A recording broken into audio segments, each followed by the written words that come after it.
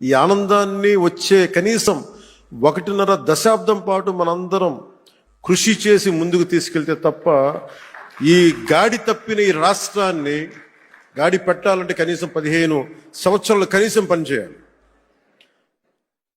ఇది ప్రధానమంత్రి గారు 3వసారి ప్రధానమంత్రి అయ్యారు. అలాగే ఆయన 3 పర్యాలు నేను ముఖ్యమంత్రిగా చూడాలి నాకు మనస్ఫూర్తిగా నాకు ఆశయం, కోరిక కూడా. ఎందుకంటే ఆయన అనుభవాన్ని మనం ఎక్కడ కూడా అసలు పక్కన పెట్టలేం.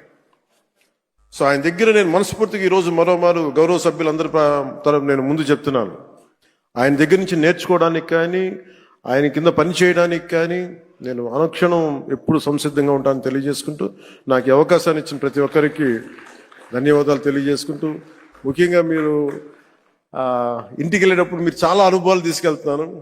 ఇందాక గౌరవ ముఖ్యమంత్రి గారు కూడా చెప్తా ఉన్నారు, వారిద్దరు గౌరవ మన సుందరపు విజయ్ కుమార్ మన ఇంకో శాసనసభ్యులు ఇద్దరు చేసింది, రాలిపోయే పువ్వా నీకు రాగాలి ఎందుకంటే నేను అది గుండెల్లో నింపుకొని కారులో వెళ్ళే వరకు ఇంట్లో పడుకుపోయే వరకు ఈరోజు అదే నవ్వుతూ ఉంటాను.